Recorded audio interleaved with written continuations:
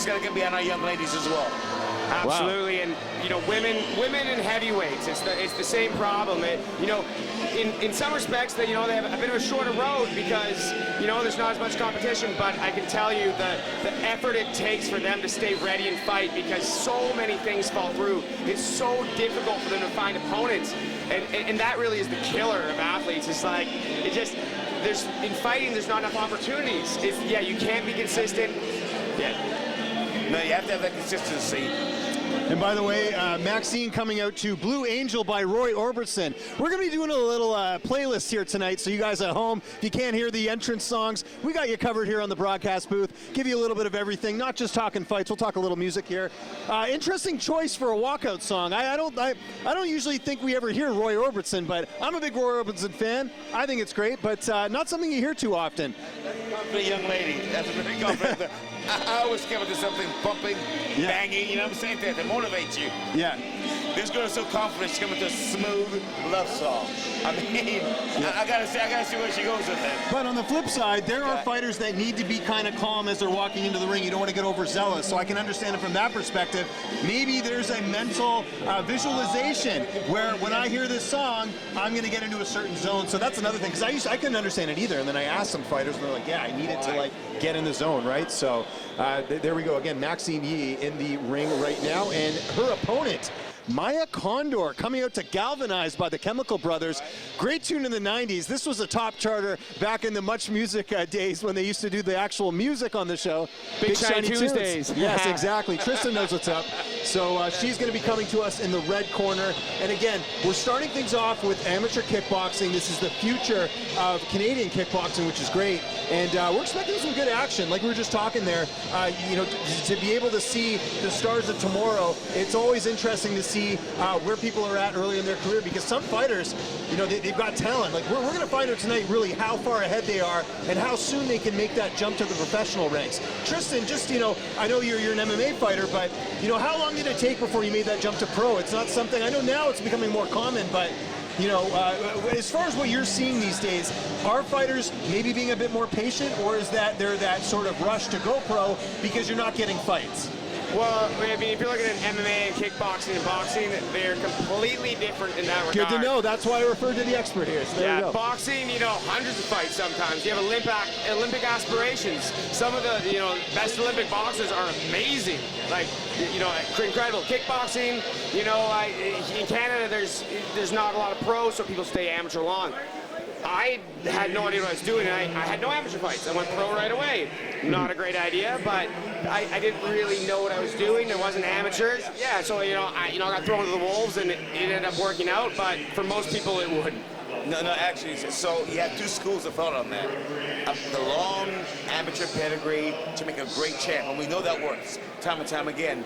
But there's been great fighters, Bernard Hopkins, you know what I'm saying?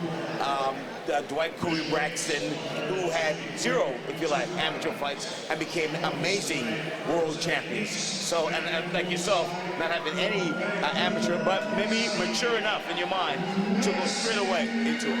So many people are just, they break when they see, like I was 5-5, and most people would leave, and like it takes a lot of mental fortitude to go on.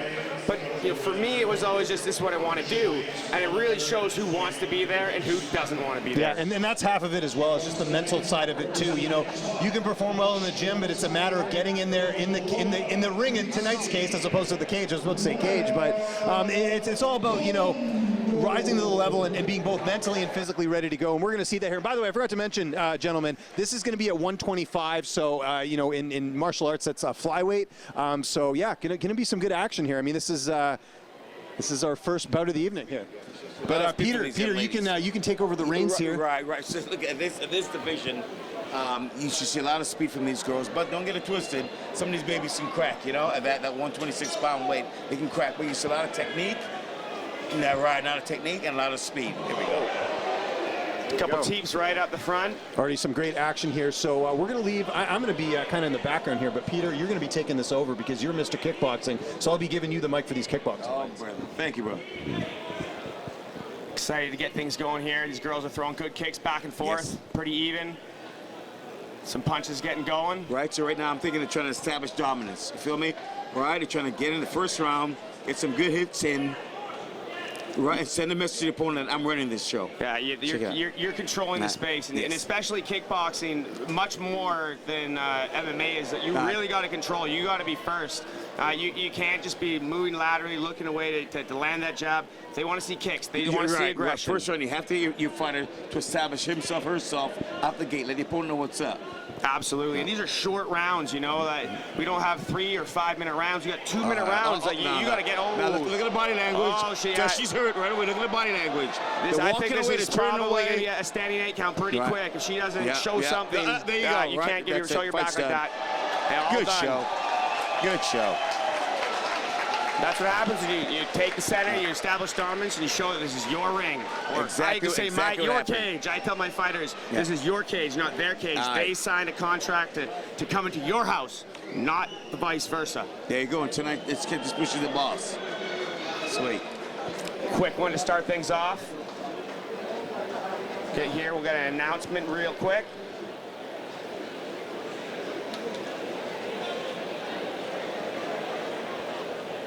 And for fighters, if you ever have to turn your back, you really just take a knee. You don't want to take those shots to the back of the head. There's a reason back of the head shots are illegal. Like that brainstem's dangerous. You know, like sometimes those kicks come around and the foot just hits you in the back of the head, and it's not much of a kick, but you know that you. Guess what? Yes, sir. And I'd say get this young lady back to the gym and the dojo and have the coach really work on that. Do not turn your back. You have to say position 7 at all times. Again, raise your hand, take a knee, the action stops. But do not turn your back and get hit in the back of the head. Not any fault of the other fighters, you can get hurt. No, absolutely.